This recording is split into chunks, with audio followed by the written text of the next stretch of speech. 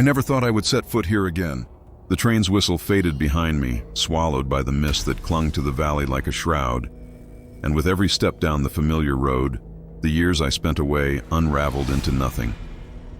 The town has grown older, quieter, its bones showing through the cracks of shuttered windows and ivy-strangled gates. Yet it was not the town that called me back.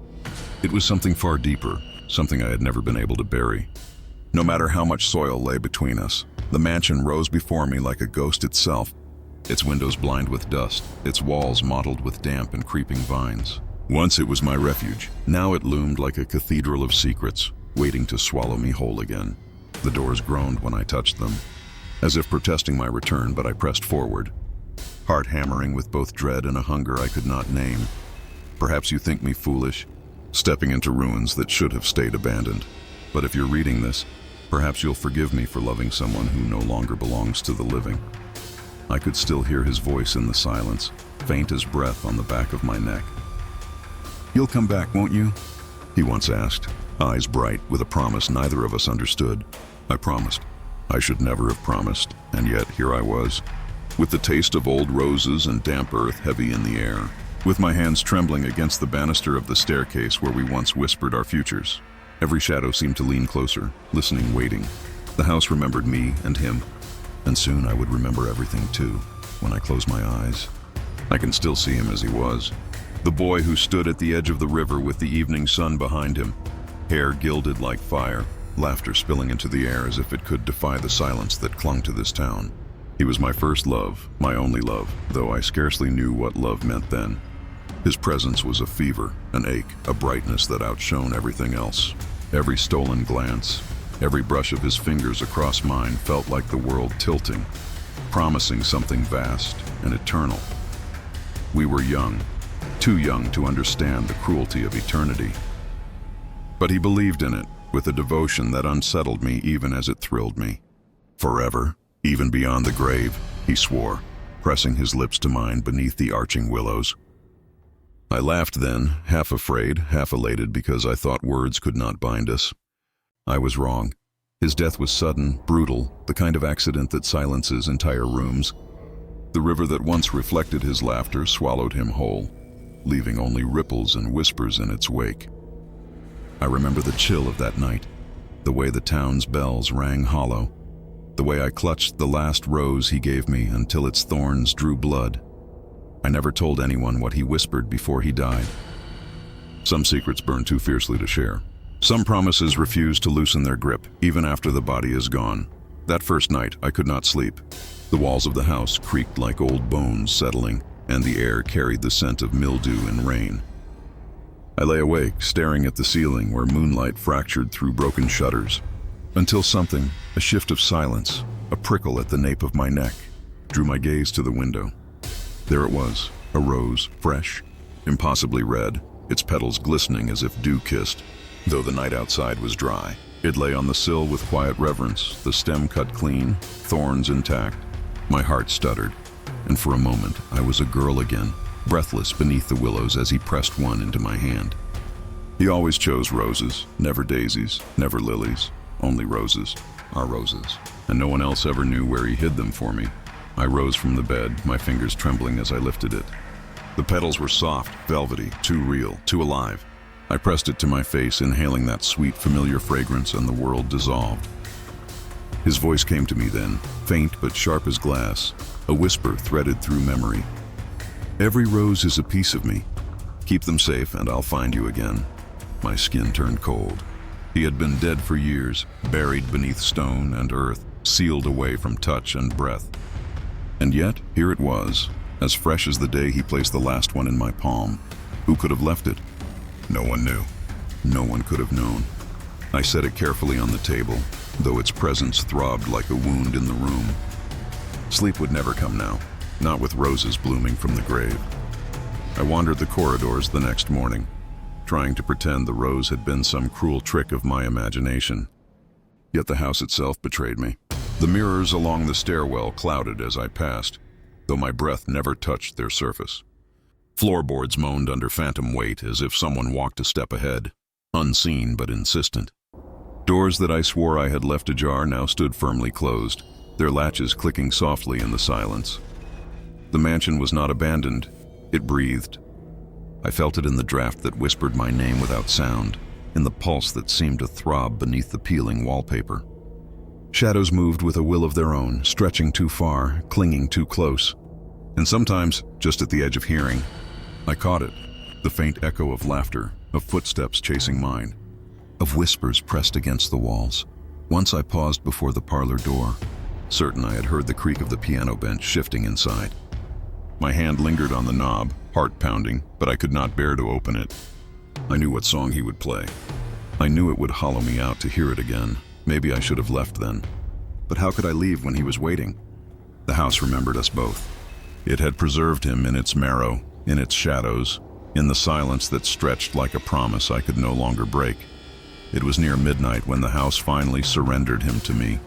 I had been pacing the hallway, restless, the rose still burning in my mind. The storm outside rattled the shutters, and every lamp seemed to flicker in warning, but I did not retreat. Something in the air beckoned me forward, thick with the weight of memory.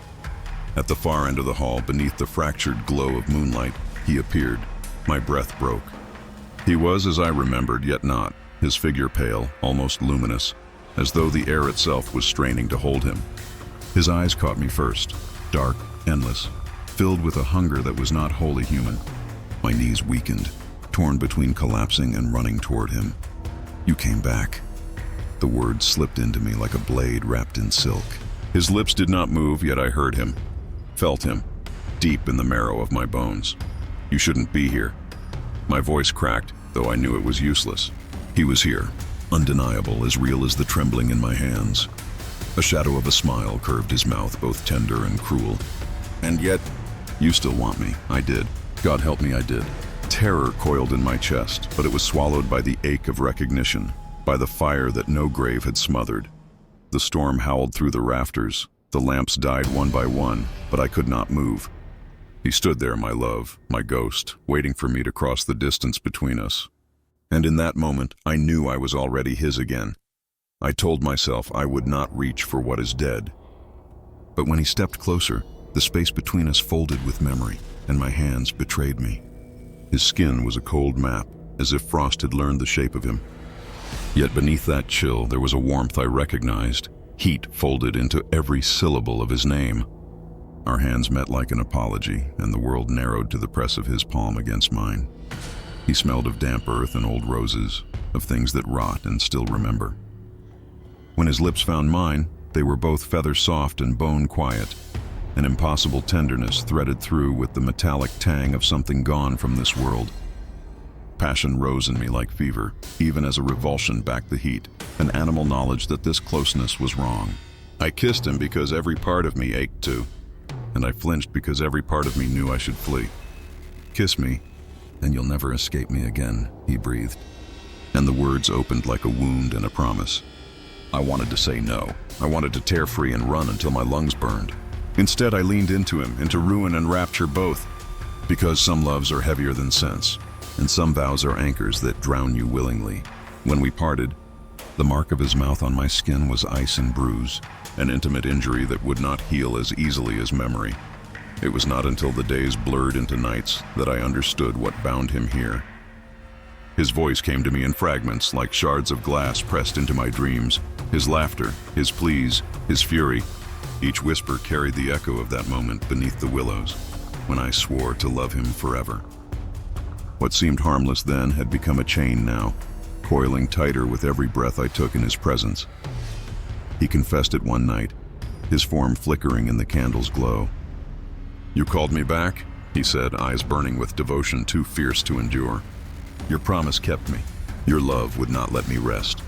His touch on my wrist was tender, but the pressure bruised. I felt the truth in the ache beneath my skin. It was not death that held him, but me. I tried to deny it, to tell myself I had been young, foolish, that words meant nothing against the grave. Yet when I pulled away, when I dared to whisper of release, the sweetness in his gaze curdled. His face hardened, his voice broke sharp. "You are mine. You will not break what you began." If I had known words could bind a soul, I would have bitten my tongue bloody before I swore eternity.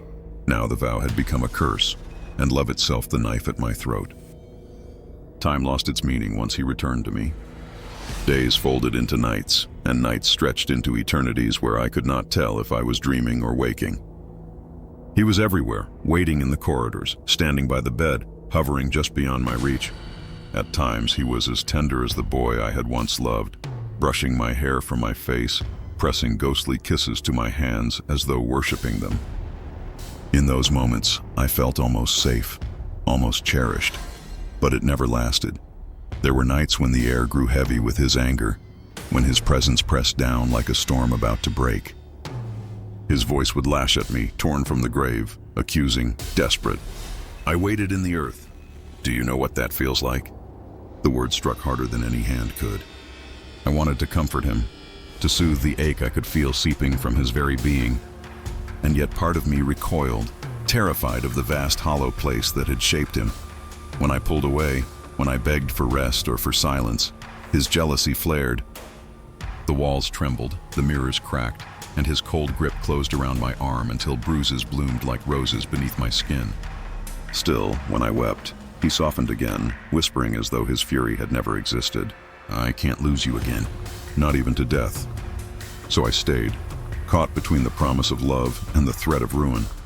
Obsession tightening around me like a noose. I could not choose, for he was both comfort and terror, the sweetest wound I would never let heal. It was in the library, beneath layers of dust and time, that I found the book. Its spine was cracked, its pages moth-eaten, but the words burned with a clarity that made my blood turn cold. There it was, written in ink that had outlasted centuries, the way to sever bonds between the living and the dead. A ritual, simple yet cruel, requiring not fire or blood, but denial. To release him, I would have to renounce him, strip my heart of its devotion, confess before the night itself that I no longer loved him. The thought hollowed me. Could I do it? After all these years, after roses and promises, after his lips, cold but achingly familiar, pressed to mine, could I carve him out of myself and call it freedom? That evening he appeared again, softer than before, as if the grave had momentarily loosened its grip. He brushed his hand across my cheek, and I nearly wept from the tenderness. How could something so gentle also be my doom?